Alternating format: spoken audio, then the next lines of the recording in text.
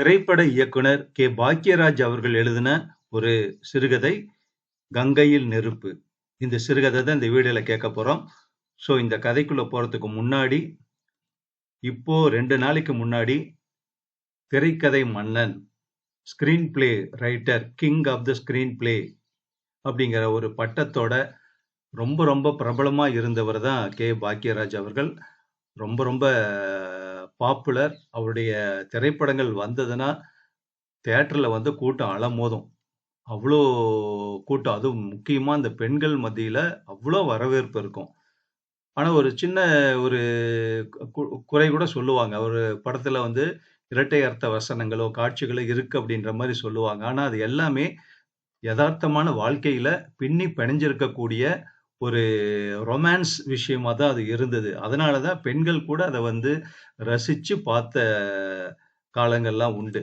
So அப்படிப்பட்ட இயக்குனர் பாக்யராஜ் வந்து திடீர்னு மாரடைப்பால இறந்துட்டாரு.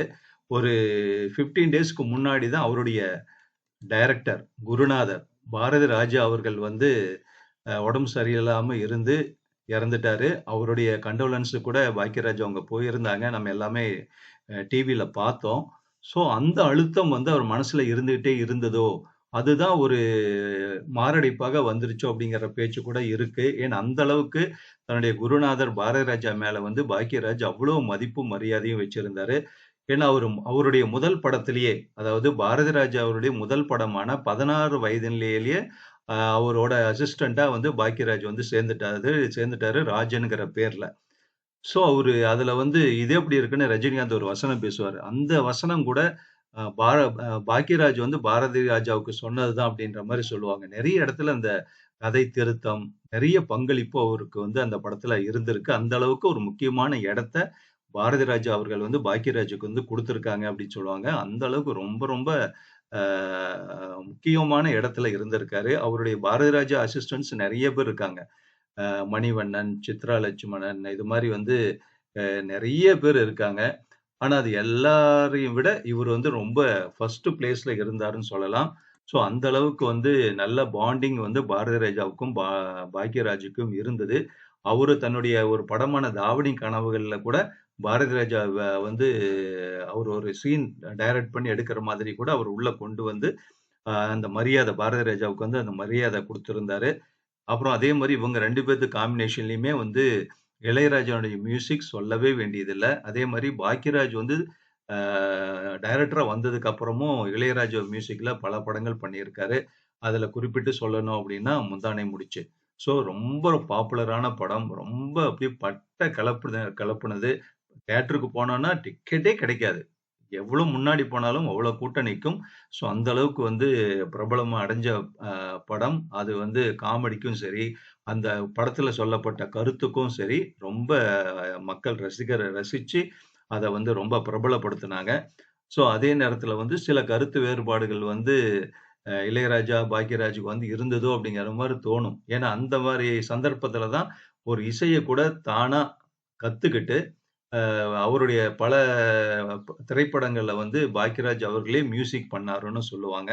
ஸோ அது மாரி வந்து இது நம்ம ஆளு, இது மாரி படங்கள்லாம் இருக்கு. நெறைய அவார்டு வாங்கியிருக்காரு.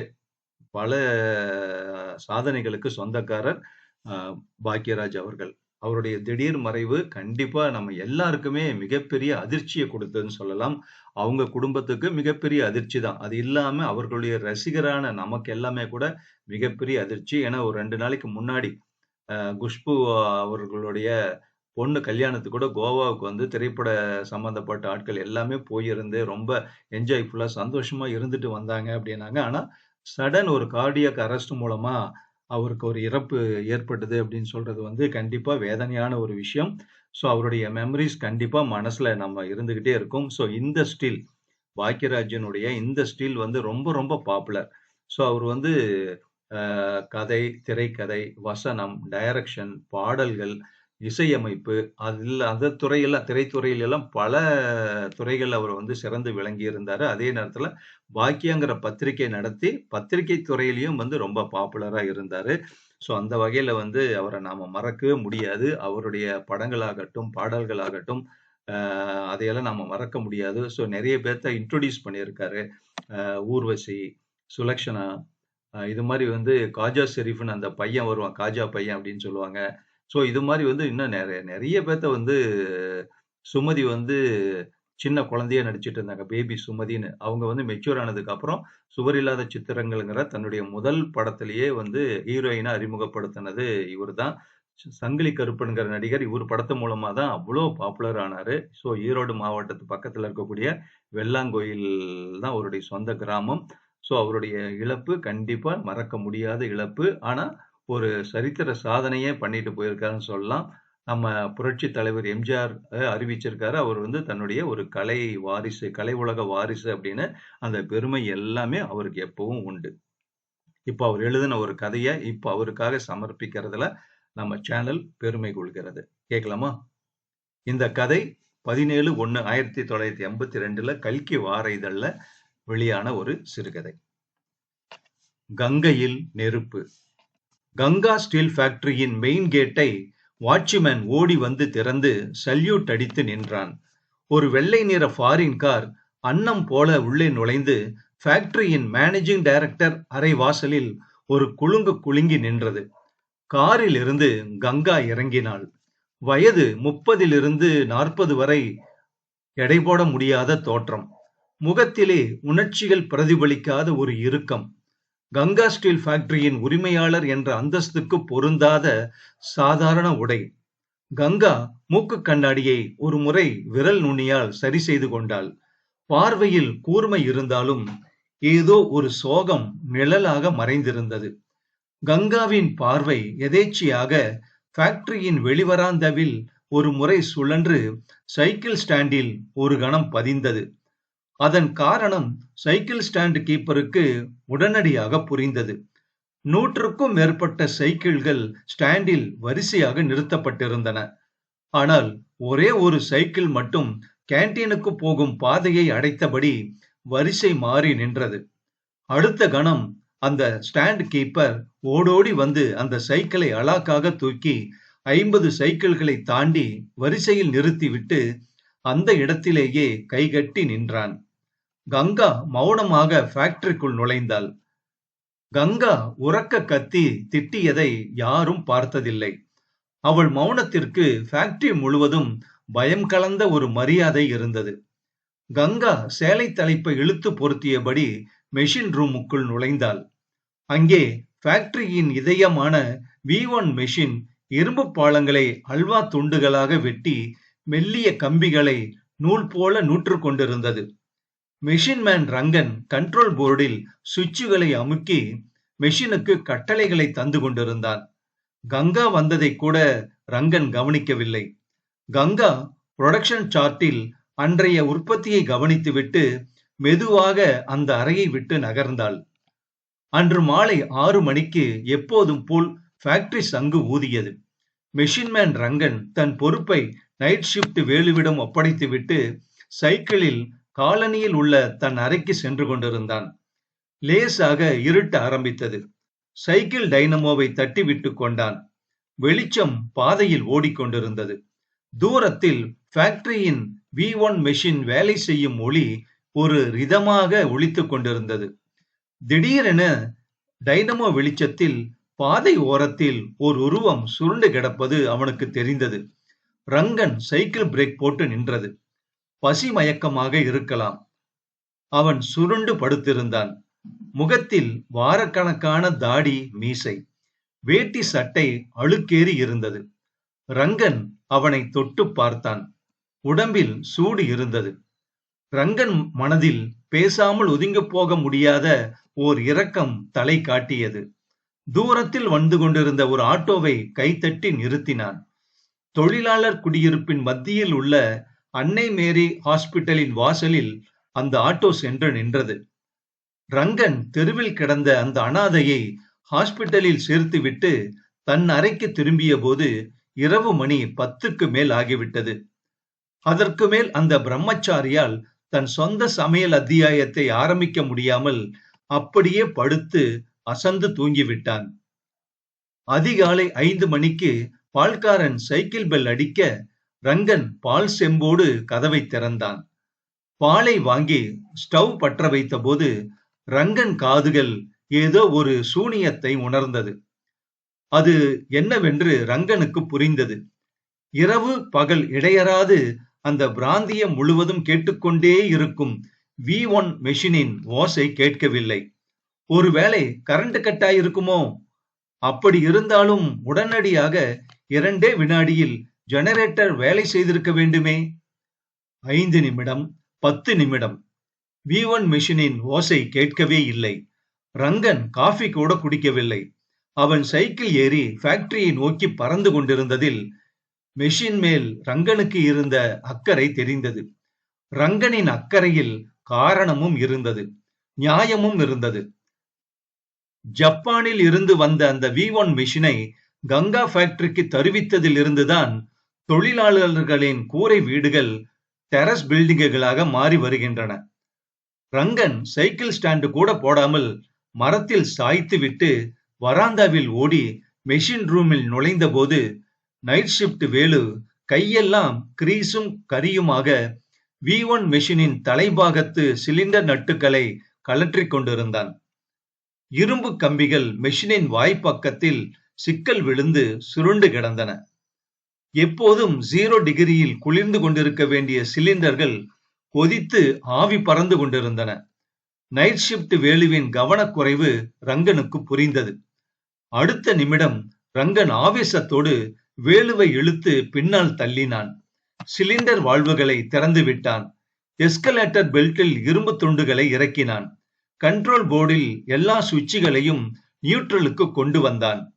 ஒரு நம்பிக்கையோடு அரை மணி நேர போராட்டத்திற்கு பின் மெஷின் பட்டனை மெதுவாக அழுத்தினான். அடிபட்ட ஒரு ராட்சச மிருகம் போல் மெஷின் ஈனமாக முனகியது. ரங்கன் மனம் உள்ளூர நடுங்க ஆரம்பித்தது. ஃபேக்டரி தொழிலாளர்கள் எல்லோரும் கைகளை பிசைந்தபடி கூட்டமாக நின்று பார்த்து கொண்டிருந்தார்கள். கங்கா எந்த சலனமும் இல்லாமல் எல்லாவற்றையும் கவனித்துக் கொண்டு ஒரு சேரில் சாய்ந்து கொண்டிருந்தாள். ரங்கன் யாரையும் கவனிக்கவில்லை. ஏதோ ஒரு தீர்மானத்தோடு கண்ட்ரோல் போர்டுக்கு சென்றான். ரிமோட் கண்ட்ரோல் பிளக்கை செருகினான். கடைசி முயற்சியாக எமர்ஜென்சி சுவிட்சை அழுத்தினான். V1 மெஷினின் சிவப்பு கண்கள் ஒரு முறை மங்கலாக எரிந்து அணைந்தது. வாய் வழியாக கரும் புகை சீறியது. ரங்கன் உடனடியாக மெயின் சுவிட்சை பதற்றத்தோடு ஆஃப் செய்தான். அவனுக்கு புரிந்துவிட்டது. விஷயம் தலைக்கு மேல் போய்விட்டது. ரங்கன் மனதில் என்ன எண்ணினானோ தெரியாது. மெஷின் மேல் படுத்து குலுங்கி குலுங்கி அழுதான். தவறு செய்துவிட்ட குற்ற உணர்வோடு அந்த நைட் ஷிப்ட் வேலு ஓடி வந்து கங்காவின் காலில் விழுந்தான். கங்கா மௌனமாக எழுந்து கைகளை பின்னால் கட்டியவாறு அறைக்கு வெளியே நடந்தாள். ரங்கன் கதறியதோ வேலு காலில் விழுந்ததோ அவள் முகத்தில் எந்த உணர்ச்சியையும் ஏற்படுத்தவில்லை. கங்கா ஸ்டீல் ஃபேக்டரி வேலை செய்ய முடியாமல் மூடப்பட்டு 3 தினங்கள் ஆகிவிட்டன. பம்பாயில் இருந்து வந்த மெக்கானிக்குகளும் பார்த்து கைவிரித்து விட்டனர். ஜப்பானில் இருந்து இன்ஜினியர்கள் வந்தால்தான் இனி விடிவே. ஆனால் அதில் நிறைய சிக்கல்கள் இருந்தன. இருக்கும் நிலவரத்தில் ஃபேக்டரி வேலை நடக்க மாத கணக்காகும் என்று எல்லோரும் பேசிக் கொண்டார்கள். ரங்கன் சோர்வோடு தன் அறையில் படுத்துக் கொண்டிருந்தான். அப்போது ஒரு ஆள் மெதுவாக அறை வாசலில் வந்து நின்றான். அவன் முகத்தை எங்கோ பார்த்த நினைவு ரங்கனுக்கு வந்தது. தெருவோரம் அனாதையாக கிடந்து அன்னை மேரி ஆஸ்பத்திரியில் சேர்க்கப்பட்ட அதே ஆள்தான் என்பதை ரங்கன் புரிந்து கொண்டான். என் மேல இறக்கப்பட்டு ஆஸ்பத்திரியில சேர்த்ததுக்கு ரொம்ப நன்றி. நான் உள்ள வரலாமா? இப்படித்தான் அந்த அனாதை ஆள் ரங்கன் அறையில் நுழைந்தான். ஆனால் அவனது பிரவேசம் அந்த பிராந்தியத்தில் மிகப்பெரிய பரபரப்பை ஏற்படுத்த போவதை யாருமே அப்போது உணரவில்லை. ஊரெல்லாம் பேசிக் கொண்டார்கள். ஏதோ மெஷின் ஓடவில்லையாமே, நான் அந்த மெஷினை பார்க்கலாமா? ரங்கன் அதை கேட்டு வாய்விட்டு சிரித்தான். உன் பேர் என்னப்பா? கேட்டான் ரங்கன். பாஸ்கரன். உனக்கு மெஷினை பத்தி என்ன தெரியும்? நான் ஒரு மெக்கானிக். ரங்கன் விழுந்து விழுந்து சிரித்தான். இந்தாப்பா பாஸ்கர், நீ நினைக்கிற மாதிரி V1 மெஷின் லேத்து பட்டறையில இருக்கிற டப்பா மோட்டார் அல்ல, அது ஜப்பான்ல இருந்து வந்த computer machine. Japan motor car யூனிட்டில் சீஃப் செக்ரட்டரி நம்ம தமிழ்நாட்டை சேர்ந்த ஒருத்தர்னு கொஞ்ச நாளைக்கு முன்னால பேப்பர்ல படிச்சுதான் ஞாபகம் என்று சொன்னான் பாஸ்கரன். பாஸ்கரனின் வார்த்தைகளில் ஓர் அசாதாரணமான அழுத்தம் இருந்தது. அந்த நம்பிக்கையில், உறுதியில் ரங்கன் கொஞ்சம் அசந்து விட்டான். அடுத்த சில மணி நேரத்தில் ரங்கன் ஓடோடி சென்று கங்காவிடம் ஒரு மெக்கானிக் மெஷினை பார்க்க அனுமதி வேண்டும் என்று கூறி பர்மிஷனும் வாங்கிவிட்டான். பாஸ்கரன் வெகு நேரம் V1 மிஷினை பரிசோதனை செய்தான். சம்பந்தமில்லாத பகுதிகளை எல்லாம் வெகு நேரம் தேவையில்லாமல் ஆராய்ச்சி செய்தான். சாதாரணமான சில நட்டுக்களை கலற்றக்கூட முடியாமல் தடுமாறினான். நேரம் ஆக ஆக பாஸ்கரன் மேல் ரங்கனுக்கு நம்பிக்கை குறைந்து கொண்டே வந்தது. வாயால் சவடால் அடிக்கிறது சுலபம், காரியத்துல இறங்குற போது தானே காலும் கையும் உதறுது என்று முணுமுணுத்துக் கொண்டான் ரங்கன். பாஸ்கர் உதவிக்கு ஒரு ஃபிட்டரை கேட்டான். கோணல் மாணலாக பல் சக்கரங்களை லேத்தில் கொடுத்து ராவிக் கொண்டிருந்தான். ரங்கன் பொறுமை இழந்து விட்டான். இரவு 3 மணி இருக்கும். நம்பிக்கை சரிந்த நிலையில் அவன் மனதில் சோர்வும் தூக்கமும் கப்பியது. பேசாமல் ஒரு மூலையில் சுருண்டு படுத்து விட்டான் ரங்கன். எவ்வளவு நேரம் தூங்கியிருப்பான் என்பது ரங்கனுக்கே தெரியாது. தடதடவென்று எல்லோரும் ஓடும் சத்தம் கேட்டு திடுக்கிட்டு ரங்கன் எழுந்தான். எழுந்த வினாடியில் துல்லியமாக அந்த ஓசை ரங்கனின் காதுகள் கேட்டு குளிர்ந்தன. ஆம், V1 மெஷின் ஒரே சீராக ஓடிக்கொண்டிருந்தது. அந்த இனிய நாதத்தை கேட்டுத்தான் தொழிலாளர்கள் ஓடி வந்து கொண்டிருந்தார்கள். ஃபேக்டரி முதலாளி அம்மாள் கங்காவின் வெள்ளை நிற கார் கூட நின்று போன மெஷின் ஓடும் சத்தத்தை கேட்டு புழுதி பறக்க வந்து கொண்டிருந்தது. பாஸ்கரன் எப்போதும் போல் தள்ளாடி தடுமாறியபடி கண்ட்ரோல் போர்டில் பொத்தான்களை அழுத்தி மெஷினுக்கு ஆர்டர்கள் தந்து கொண்டிருந்தது ஆச்சரியமாக இருந்தது. ரங்கன் பார்வையில் பாஸ்கரன் ஓர் அவதாரமாக காட்சியளித்தான். தொழிலாளர்களின் முகத்தில் பரவசம் தெரிந்தது. அவர்கள் நடுவே ஒரு சிறிய சலசலப்பு. முதலாளி அம்மா வராங்க, ஒதுங்குங்க ஒதுங்குங்க. இப்போதும் கங்கா முகத்தில் எந்த உணர்ச்சியும் வெளிக்காட்டாமல் கைகளை பின்புறம் கட்டியபடி கூட்டத்தின் நடுவிலிருந்து முன்னால் வந்து பாஸ்கரனை பார்த்த அடுத்த நொடி அவள் முகத்தில் ஆயிரம் ஆயிரம் பாவங்கள் மாறி மாறி கோலமிட்டன. அவள் உதடுகள் பாஸ்கர் நீங்களா என்று லேசாக முணுமுணுத்தது. காலச்சக்கரத்தின் ஆரக்கால்கள் பின்னால் நகர்ந்து சுற்ற ஆரம்பித்தது. இளமை காலத்தின் வசந்த பூக்கள் வண்ண வண்ணமாக பூத்து குலுங்கின அதில். கங்காவும் பாஸ்கரும் கைகோர்த்து நடந்தனர். அப்போது இந்த கங்கா விஜயா ஸ்டீல் ஃபேக்டரி முதலாளி அம்மா அல்ல, ஒரு சாதாரண மில் தொழிலாளியின் மகள். பாஸ்கரன் அதே மில்லில் மெக்கானிக்காக வேலை செய்து வந்தான். அப்பாவுக்கு சாப்பாடு கொண்டு வரும்போது பாஸ்கரன் கண்களில் அவள் அரங்கேறினாள். கங்காவின் அப்பா வற்புறுத்த பாஸ்கர் ஒரு நாள் கங்கா சமைத்த சாப்பாட்டை சாப்பிட்டான். அந்த ருசியான சாப்பாட்டை காலம் முழுதும் அவள் கையால் வாங்கி சாப்பிட அவன் மனம் விரும்பியது. கங்காவும் பாஸ்கரனும் திருமணம் செய்து கொள்ள பெரிதாக அந்தஸ்து வித்தியாசங்களோ அப்பா அம்மா தடைகளோ ஏதும் இருக்கவில்லை. எனவே அவர்கள் காதல் பச்சை கொடி காட்டப்பட்டு வெகு விரைவில் வளர்ந்தது. அந்த நேரத்தில்தான் கங்காவின் ஒரே தம்பி சேகர் அந்த கொடிய நோயால் தாக்கப்பட்டான். பிரெயின் டியூமர் என்று டாக்டர்கள் சொன்னார்கள். சேமித்த பணம் தண்ணீராக விரயமாகியது. எப்படியாவது மகனை காப்பாற்ற கங்காவின் அப்பா எங்கெங்கோ கடன் வாங்கியும் அது போக்குவரத்துக்கே போதவில்லை. பணம் நிறைய செலவழித்தால் மகனை எப்படியும் காப்பாற்றி விடலாம் என்று டாக்டர்கள் நம்பிக்கையூட்டினர். அந்த பணம் இல்லாததால் கண் முன்னால் பார்ப்பதற்கு எந்த குறையும் இல்லாமல் ஒரே வாரிசாக இருக்கும் மகன் சாவதை எப்படியாவது தடுக்க வேண்டும் என்று அப்பா துடிதுடித்தார். மகன் உயிரை காப்பாற்ற ஆயிரக்கணக்கில் பணம் வேண்டும். வழி என்ன? இதற்கு என்ன வழி? அந்த குழப்பத்தின் சிக்கலுக்கு விடையாக கங்காவின் அப்பா வேலை செய்யும் மில் முதலாளி ஒரு நாள் கங்காவின் வீட்டுக்கே வந்துவிட்டார். விஷயத்தை மிக பெருந்தன்மையோடு ரத்தின சுருக்கமாக சொல்லிவிட்டார். என் ஒரே மகனை லண்டனுக்கு பிசினஸ் விஷயமா படிக்க அனுப்பியிருந்தேன்.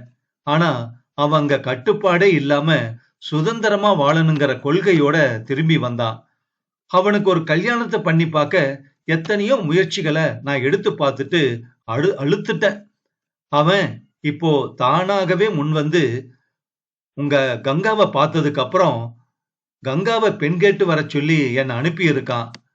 என்னுடைய மகன் ஒரு நல்ல குடும்ப பொண்ண கல்யாணம் செஞ்சுக்க சம்மதிச்சதுல நான் ரொம்ப சந்தோஷப்படுறேன். இனி முடிவை நீங்க தான் சொல்லணும் என்று கங்காவின் அப்பா முதலாளி சொல்லவும், தன் மகன் உயிரை காப்பாற்ற ஆண்டவனாக காட்டிய வழி என்று கங்காவின் அப்பா ஆனந்த கண்ணீர் விட்டார். அந்த கண்ணீரின் நியாயங்களுக்கு முன்னால் தன் காதலை சொல்லக்கூட கங்கா முடியாமல் தடுமாறினாள். ஒரு நடுத்தர குடும்பத்தின் இந்த இக்கட்டான சூழ்நிலையை புரிந்து கொண்ட பாஸ்கர், மில் முதலாளியின் மகன் ராம்நாத்தை நீ திருமணம் செய்து கொள்வதுதான் உனக்கும் உன் குடும்பத்துக்கும் நல்லது என்று கடிதம் ஒன்றை எழுதி வைத்துவிட்டு கங்கா ராம்நாத் திருமணம் நடக்கும் முன்பே ஊரை விட்டே போய்விட்டான். அதற்கு பிறகு பாஸ்கர் என்ன ஆனான், எங்கே இருக்கிறான் என்று கங்காவுக்கு இதுவரை எந்த விவரமும் தெரியவே இல்லை. ஒரு நீண்ட இடைவெளிக்கு பின்னால் கங்கா பாஸ்கரனை இப்போதுதான் பார்க்கிறாள். அவள் இமையோரம் நனைகிறது. காரணம் கடந்த காலத்தின் காதல் தோல்வி அல்ல.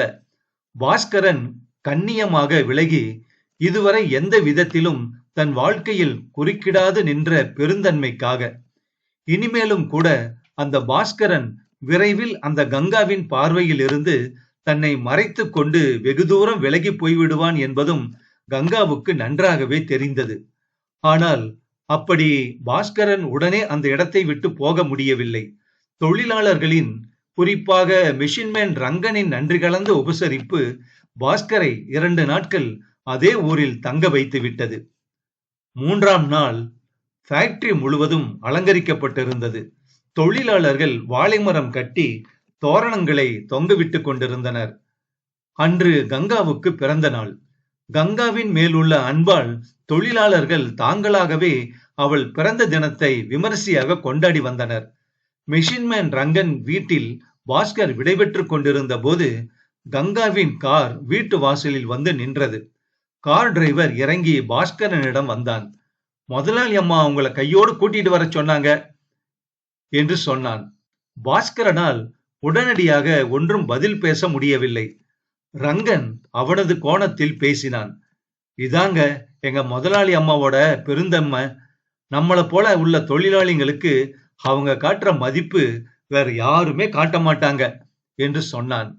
இந்த நிலையில் பாஸ்கர் கங்காவின் வீட்டுக்கு வர முடியாது என்று சொல்லவும் முடியும். ஆனால் அப்படி மறுப்பதில் இருந்து வீணாக மற்றவர்களுக்கு கங்கா பாஸ்கரன் பற்றி ஒரு சிறு யூகம் கூட உண்டாக இடம் கொடுக்க பாஸ்கரின் மனம் ஒப்பவில்லை. ஊரெல்லாம் கங்காவை போற்றி பாராட்டுகிறது. அவள் குழந்தை குட்டிகளோடு குதூகலமாக வாழ்வதை பார்க்க பாஸ்கர் மனம் ஆசைப்பட்டது. பாஸ்கர் அந்த காரில் ஏறிக்கொண்டான். கங்காவின் பங்களாவுக்குள் கார் நுழைந்தது. கங்கா வாசல் வரை வந்து பாஸ்கரை கைகூப்பி வரவேற்று உள்ளே அழைத்துச் சென்றாள். கூட்டம் வீடு நிறைத்திருந்தது. அதில் மஞ்சள் பட்டு பாவாடை தாவணி உடுத்தியிருந்த ஒரு பெண்ணை கங்கா கைத்தட்டி கூப்பிட்டாள். பாஸ்கரனுக்கு அவளை அறிமுகம் செய்தாள். இவ என் கடைசி பொண்ணு பானு, பியூசி படிக்கிறா. கழுத்திலே தங்கச் செயின் டாலர் மின்ன ஒரு 25 வயது இளைஞனை கூப்பிட்டாள். இவன் என்னுடைய மூத்த மகன் ரமேஷ், சொந்தமா பிசினஸ் செய்யறான். பாஸ்கரனுக்கு அதை கேட்டு பெருமிதமாக இருந்தது. கங்காவோ மற்றவர்களும் யாருக்காகவோ காத்து கொண்டிருந்தனர். பிறந்த நாள் கேக்கை இன்னும் வெட்டவில்லை. மற்றவர்கள் பேசிக் கொண்டதில் இருந்து கங்காவின் கணவன் ராம்நாத்துக்காக எல்லோரும் காத்து கொண்டிருப்பது பாஸ்கரனுக்கு தெரிந்தது. வெகு நேரம் கழித்து ராம்நாத்தின் கார் வந்தது. காரை விட்டு இறங்கிய டிரைவர் முகத்தில் கலவரம் தெரிந்தது. ராம்நாத் ஏன் இன்னும் காரை விட்டு இறங்கவில்லை? கங்கா, மகன் ரமேஷ் இருவரும் காருக்கு அருகில் சென்றனர். அவர்கள் முகமும் சுருங்கியது. காருக்குள் கங்காவின் கணவன் ராம்நாத் சுருண்டு கிடந்தான் அலங்கோலமாக. விஸ்கியின் நெடி அங்கே வீச காருக்கு அருகில் வந்த பலர் முகத்தை சுளித்தனர். கங்காவின் முகத்தில் அவமானமும் வேதனையும் இருளாக பரவியது. பாஸ்கருக்கு நன்றாக தெரிந்தது அது. ஒரு முறை கங்கா பாஸ்கரை ஏறிட்டு பார்த்துவிட்டு தலை குனிந்து கொண்டாள். சூழ்நிலை மிகவும் தர்ம சங்கடமாய் இருந்தது. பாஸ்கர் மனதில் திடீரென்று ஒரு துணிச்சல். காரின் கதவை திறந்தான். மிகவும் அந்தியமாக அந்த சூழ்நிலையில் நின்றவன் யாரும் எதிர்பார்க்காத விதத்தில் ராம்நாத்தை தோள் கொடுத்து தூக்கினான். அறைக்குள் அழைத்துச் சென்று படுக்கையில் சாய வைத்த போது ராம்நாத்தின் மகன் ரமேஷ் ஆக்ரோஷமாக கத்த ஆரம்பித்தான். அந்த ஆளை ரூமுக்குள்ள படுக்க வைக்காதீங்க, இழுத்து வெளியே தள்ளுங்க, சொத்து பூராவையும் குடிச்சு கும்மாள் அடிச்சு தீர்த்துட்டான். மகன் அப்பாவின் மேல் வைத்த மரியாதை அப்போது என்னவென்று தெரிந்தது. கங்காவின் கண்கள் இருண்டன. தலை சுற்ற ஆரம்பித்தது அவளுக்கு. அடுத்த நாள் கங்காவின் ஆபீஸ் அறையில் பாஸ்கரனும் கங்காவும் உட்கார்ந்து பேசிக் கொண்டிருந்தனர். பேசுவதை காட்டிலும் அதிக நேரம் மௌனம் நிலவியது. அப்போது ஆபீஸ் பியூன் உள்ளே வந்தான். நம்ம டாக்டர் உங்களை உடனே அவசரமா பார்க்கணும்னு வந்திருக்காரு, வர சொல்லு என்றாள் கங்கா. உள்ளே வந்த டாக்டர் பாஸ்கரனை தயக்கத்தோடு பார்த்தார். உங்ககிட்ட தனியா கொஞ்சம் உங்க குடும்ப விஷயத்தை பத்தி பேசணும். டாக்டர் சொல்லி முடித்த போது பாஸ்கரன் எழுந்து வெளியே செல்ல முயன்றான். கங்கா அவனை தடுத்தாள். பரவாயில்ல டாக்டர், அவரு என் குடும்பத்துல ஒருத்தர் தான், எதுவானாலும் சொல்லுங்க என்று கங்கா கூறிய போது பாஸ்கரனால் அதை மீறி வெளியே போக முடியவில்லை. டாக்டர் மிகுந்த தயக்கத்திற்கு பிறகு பேச ஆரம்பித்தார். உங்க பொண்ணு பானு என்னுடைய நர்சிங் ஹோமுக்கு வந்திருந்தா. அவ அபார்ஷனுக்கு மருந்து கேட்டா. நான் என்ன ஏதுன்னு கொஞ்சம் கோபப்பட்டு கேள்வி கேட்க பானு என்னை கண்டபடி திட்டித்து கங்கா குடும்பத்தின் டாக்டர் தட்டு தடுமாறி சொன்ன அந்த உண்மையில் பாஸ்கர் வெளவெளத்து போனான். தாவணி பாவாடையில் சிட்டுக்குருவி போல ஓடி திரிந்த அந்த சின்ன பெண் பானுவா அபார்ஷனுக்கு மருந்து கேட்கிறாள்? பானுவின் கார் வீட்டுக்குள் விரைந்தது. கங்கா அறைந்த அறையில் பானு ஒரு சுற்று சுற்றி சோஃபாவில் விழுந்தாள். கங்கா கோபம் பொங்க குமுறி அழுதபடி கேட்ட கேள்விகளுக்கு பானு வெகு நிதானமாக சொன்ன பதில், இப்ப என்ன நடந்து போச்சுன்னு இப்படி கத்துற? அபார்ஷன் செஞ்சுக்காம என்னுடைய பாய் ஃப்ரெண்ட்ஸ் ஒவ்வொருத்தனையும் நான் மேரேஜ் பண்ணிக்கணும்னா என் கழுத்துல நிறைய தாலியா கட்டி தொங்க விட வேண்டியதுதான். பானு தன்னை ராம்நாத் மகள் என்பதை வெகு தெளிவாக கங்காவுக்கு புரிய வைத்துவிட்டார். ஒரு எரிமலை வெடிப்பதற்கான அறிகுறிகள் அந்த குடும்பத்தில் அடுத்து அடுத்து தோன்றியது. கங்கா ஆபீஸில் உட்கார்ந்து மாத கடைசி சம்பள பட்டுவாடாக்களை சரிபார்த்து கொண்டிருந்த போது அந்த ரிஜிஸ்டர் தபால் வந்தது. மகன் ரமேஷ் வக்கீல் நோட்டீஸ் விட்டிருந்தான். தந்தை ராம்நாத் குடும்பத்தின் சொத்தை தகாத வழிகளில் அளித்து வருவதால் கங்கா ஸ்டீல் ஃபேக்டரியின் உரிமை முழுவதையும் உடனடியாக தன் பெயருக்கு மாற்ற வேண்டும், இல்லை என்றால் கோர்ட்டில் கேஸ் தாக்கல் செய்யப்படும். கங்காவின் முயற்சியால் உருவான ஸ்டீல் ஃபேக்டரியை மகனுக்கு எழுதி வைப்பதில் கங்காவுக்கு ஆட்சேபனை இல்லை.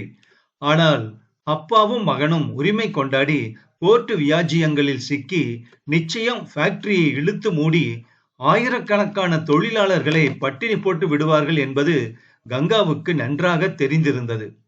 தன் குடும்பத்தின் குணாதிசயங்கள், இதுவரை போராட்டம் ஸ்ட்ரைக் எதுவும் இன்றி ஒத்துழைப்பு தந்து வந்த தொழிலாளர்களின் எதிர்காலம் கங்காவை தீவிரமாக சிந்திக்க செய்தது. சிக்கலான குழப்பத்தில் கங்கா சிக்கி மூச்சு திணறுவதாக பாஸ்கரன் மனதில் பட்டது. சுமூகமாக பேசி பிரச்சனையை தீர்த்து கொள்ளலாம் என பாஸ்கரன் எவ்வளவோ சொல்லி பார்த்தான். ஆனால் கங்கா வேறு விதமாக முடிவு செய்து விட்டாள். கங்கா ஸ்டீல் ஃபேக்டரியை தொழிலாளர்களின் பொது சொத்தாக்கி ஒரு ட்ரஸ்ட் ஏற்படுத்தி வக்கீலை கூப்பிட்டு டாக்குமெண்ட்டுகள் தயாரித்து விட்டாள். எவ்வளவோ நடக்கப் போகிறது, என்னவோ நடக்கப் போகிறது என்று ஒரு பூகம்பத்தின் உள்நடுக்கம் ஒவ்வொருவர் மனதிலும் ஏற்பட்டது. டாக்குமெண்ட்டுகள் ரிஜிஸ்டர் ஆகும் நாள் புயல் வீசுவதற்கு முன் ஏற்படும் அசாதாரணமான அமைதி நிலவியது. ஒரு வக்கீலின் கார் ஃபேக்டரிக்குள் நுழைந்தது. காரை விட்டு இறங்கிய வக்கீல் அவசரமாக கங்காவின் அறைக்குள் நுழைந்தார். கங்காவும் பாஸ்கரனும் தீவிரமாக விவாதித்துக் கொண்டிருந்தனர் அந்த அறையில். வக்கீல் வந்ததும் அவர்களின் பேச்சு தடைபட்டது. ரிஜிஸ்டர் சம்பந்தமாக வக்கீல் சட்ட நுணுக்கங்களை விளக்கிக் கொண்டிருந்தார். அப்போது டெலிபோன் அலறியது. வக்கீலுக்குத்தான் கால் வந்திருந்தது. வக்கீல் போனை எடுத்து பேசினார். பேச பேச அவர் முகம் பேயறைந்தது போல் மாறியது. பேசும்போது அடிக்கடி பாஸ்கரன் பக்கம் திரும்பி திரும்பி பயத்துடன் பேசினார். போனில் பேசிவிட்டு திரும்பிய வக்கீலின் குரல் நடுங்கியது. யாரோ மிரட்டுறாங்க. இந்த ரிஜிஸ்டர் விஷயத்துல தலையிட்டா உசுருக்கே ஆபத்துங்கிறாங்க. அவர் வெளியே சொல்வதை காட்டிலும் அதிகம் மிரட்டி இருக்க வேண்டும். முகத்தில் அந்த அளவுக்கு பயம் தெரிந்தது. வந்த விஷயத்தை வெகு சீக்கிரத்தில் சொல்லி முடித்துவிட்டு அவசர அவசரமாக வக்கீல் கிளம்பிவிட்டார். வக்கீல் போனவுடன் பாஸ்கரன் கங்காவிடம் பேச ஆரம்பித்தான். அண்ணன் தம்பி சொந்தத்துக்குள்ளதான் ஜென்ம பகை வரும்னு சொல்லுவாங்க.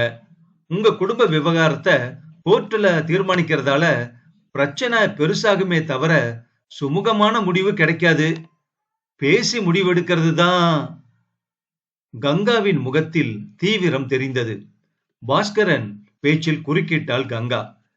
எங்க குடும்பத்துல எவ்வளவு பெரிய நியாயஸ்தர் வந்து பேசினாலும் இந்த சொத்து விஷயத்துல சுமூகமான முடிவு நிச்சயமா வராதுங்கிறது எனக்கு நல்லா தெரியும். சட்டப்படியும் இந்த நல்லதை நான் செய்யலைன்னா சொத்து அப்பன் மகனுக்குள்ள சூறையாடி சேதமாகிறது மட்டும் இல்ல, குத்து வெட்டு கொலைக்கு போகும்னு பயந்துதான் நான் கோர்ட்டு ஏற முடிவு செஞ்சிருக்கேன். அவள் பேசி முடிக்கவில்லை. திடீரென்று எல்லா மின் விளக்குகளும் அணைந்தன. அணைந்ததா இல்லை யாராவது அணைத்து விட்டார்களா? 2 கார்கள் வெளிச்சத்தை வீசியபடி ஃபேக்டரிக்குள் நுழைந்தன. அதில் இருந்து திமு திமுவென்று 6-7 ஆட்கள் இறங்கி கங்காவின் அறையை நோக்கி ஓடினார்கள். எமர்ஜென்சி லைட் ஏன் எரியல? பியூன் பியூன் எங்க தொலைஞ்சிட்டான்? ராகவன் ராகவன் என்ன பியவியும் காணமே? திருமூர்த்தி திருமூர்த்தி. ஆமா, கேஷியர் கூட. திட்டமிட்ட சதி நடப்பது கங்காவுக்கு தெரிந்தது. அடுத்த கணம் கங்காவின் அறைக்குள் திமு திமுவென்று ஆட்கள் நுழைந்தனர். கங்காவை நோக்கி ஆபத்து அடியெடுத்து வைப்பதை பாஸ்கரும் உணர்ந்தான். ஓர் உருவம் கங்காவை நெருங்கியது. கையில் ஏதோ ஒன்று பளபளத்தது. அது டார்ச்சா இல்லை கத்தியா? பாஸ்கருக்கு எங்கிருந்து அந்த துணிச்சல் வந்ததே தெரியவில்லை. ஒரே தாவலில் அந்த உருவத்தை நெருங்கி அதன் பிடரியில் ஓங்கி அடித்தான். அடுத்த நிமிடம் பாஸ்கரின் தாவாயில் முதுகில் மாறி மாறி அடிகள் விழுந்தன. கங்கா வாய்விட்டு ஓவென்று அலறினாள். ஃபேக்டரிக்குள் வேலை செய்ய வந்த தொழிலாளர்களுக்கு மிஷின்கள் ஓடாததால் கங்காவின் அலறல் சத்தம் தெளிவாக கேட்டிருக்க வேண்டும். 2-3 டார்ச் லைட்டுகளுடன் மெஷின் ரூம்களை விட்டு தொழிலாளர்கள் கூட்டமாக ஓடி வந்தனர். ஆனால் டைம் ஆபீஸ் கதவோரம் இருந்த இரும்பு கேட்டை ஓர் உருவம் ஓடி வந்து இழுத்து மூடி தாளிட தொழிலாளர்கள் கங்காவின் அறையை அடைய முடியாமல் தடுக்கப்பட்டனர். கங்காவின் அறையில் வாயில் துணியை அடைத்தபடி கங்காவை ஒரு சேரில் 2 பேர் அமுக்கி பிடித்துக் கொண்டிருந்தனர். மரியாதை இதுல கையெழுத்து போடு, இல்லனா உன்னோட பழைய காதலன V1 மிஷின் பெல்ட்ல வச்சு எலும்பு கூட மிஞ்சாம நசுக்கி கொன்னுடுவோம். டார்ச்சை பேப்பர் மேல் அடித்துக் கொண்டு பேனாவும் கையுமாக பேசிக் கொண்டிருந்தான் கங்காவின் மகன் ரமேஷ். கங்காவின் அறைக்கு எதிரில் இருந்த V1 மிஷின் ரூமில் பாஸ்கரனை பெல்ட்டோடு கட்டி இருந்தார்கள். அதன் ஜெனரேட்டர் இயங்க தலையில் ரத்தம் வழிய முனகியபடி பாஸ்கரை பெல்ட்டோடு கட்டி இருப்பதை ஒருவன் டார்ச் அடித்து காட்டினான். கங்காவுக்கு தலையை சுற்றியது. மயக்கம் வர ஆரம்பித்தது. அவள் விரும்பினால் கூட அப்போது கையெழுத்து போட முடியாது. ரமேஷ் ஆத்திரத்தோடு கத்தினான். உன்னோட ஜாதகம் பூராவையும் ஆதியோடு அந்தம்மா விசாரிச்சு முடிச்சிட்டேன். கட்டண புருஷனுக்கும் பெத்த மகனுக்கும் துரோகம் செஞ்சு கள்ளக்காதலன் பேச்ச கேட்டு நீ சொத்து சுகத்தை எல்லாம் அன்னதானம் பண்ண போறியா? மரியாதையா இதுல கையெழுத்து போடு, இல்லனா கொலை செய்யவும் அஞ்ச மாட்டேன். அதை கேட்டு கங்காவுக்கு கண்கள் இருண்டன. ரமேஷ் பேசுவது அதற்கு மேல் அவளுக்கு கேட்கவில்லை. அதே சமயம் ரமேஷின் கோபம் உச்சத்தை அடைந்தது. V1 மெஷின் சுவிட்சை அழுத்தச் சொல்லி கத்தினான். எஸ்கலேட்டர் பெல்ட் நகர ஆரம்பித்தது. பாஸ்கரன் பெல்ட்டோடு மெஷின் வாய் பாகத்தில் சுழன்று கொண்டிருக்கும் ஆக்ஷா பிளேடுகளை நெருங்கிக் கொண்டிருந்தான்.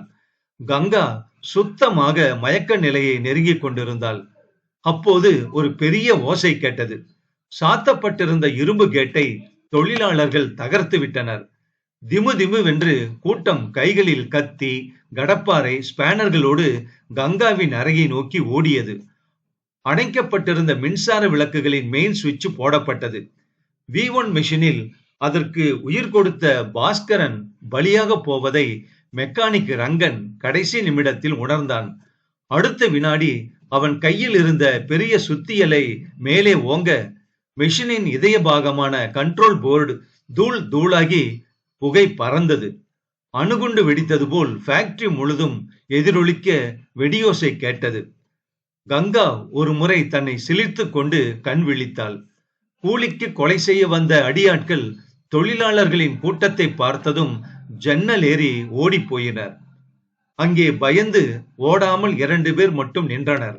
ஒன்று கங்காவின் மகன் ரமேஷ், அடுத்தது கங்காவின் கணவன் ராம்நாத். கங்காவின் கண்கள் எஸ்கலேட்டர் பெல்ட்டை பார்த்தது. பாஸ்கரனை தொழிலாளர்கள் கட்டவிழ்த்து கீழே இறக்கி படுக்க வைத்தனர். அடுத்த வினாடி கங்கா ஆவேசமாக பாஸ்கரனை நோக்கி ஓட ஆரம்பித்தாள். ராம்நாத் குரல் கொலைவெறி தொனிக்க, நில்லுடி நில்லு என்றது. கங்காவின் கால்கள் விலங்கு போட்டது போல் தடுமாறி நின்றன. அந்த அனாத பய பாஸ்கரனுக்கு உனக்கு என்னடி சம்பந்தம்? அதை கேட்டு கங்கா எதுவும் பேசவில்லை. ஆனால் அவள் கண்களில் ஒரு ஜுவாலை வீச ஆரம்பித்தது. மெதுவாக அவள் கால்கள் பாஸ்கரனை நோக்கி நகர ஆரம்பித்தன. தாலி கட்டண புருஷன் நான் கேட்கிறேன்டி, பதில் சொல்லிட்டு அப்புறம் நகரு. தொழிலாளர்களின் முகங்கள் மௌனத்தில் தலை குனிந்தன. ராம்நாத் கேட்ட கேள்விக்கு கங்கா பதில் சொல்லித்தான் ஆக வேண்டும் என்பது போல தொழிலாளர்களின் முகங்கள் குனிந்தன. கங்கா எல்லோரையும் ஒரு முறை நிதானமாக பார்த்தாள்.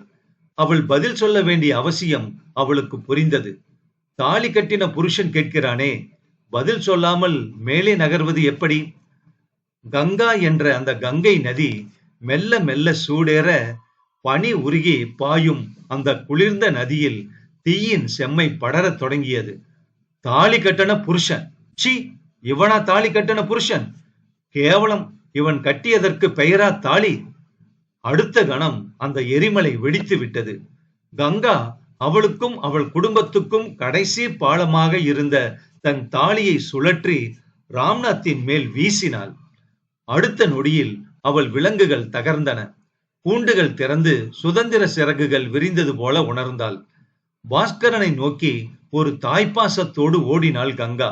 ஆனால் ராம்நாத் பாக்கெட்டில் இருந்த ரிவால்வரை சரியாக குறிவைத்தான். அதே சமயம் கூட்டமாக தொழிலாளர்கள் கங்காவுக்கு பாதுகாப்பாக முன்னால் ஓடி வந்து சுவர் போல நின்றனர். அத்தனை பேரின் நெஞ்சை துளைக்கும் அளவுக்கு ரிவால்வரில் குண்டுகள் இல்லை. ராம்நாத் மனதில் துணிவும் வரவில்லை. நியாயத்தின் பக்கம் உயிருக்கு துணிந்து நிற்கும் ஆலை தொழிலாளர்களின் முகத்தில் அடுத்து வரும் பிரச்சனைகளை வெற்றியோடு சந்திக்கும் ஆற்றல் ஒளி வீசியது. பாக்யராஜ் அவர்கள் எழுதிய கங்கையில் நெருப்பு சிறுகதை முற்றும். இந்த கதை பத்தின உங்க கருத்தை பதிவு பண்ணுங்க.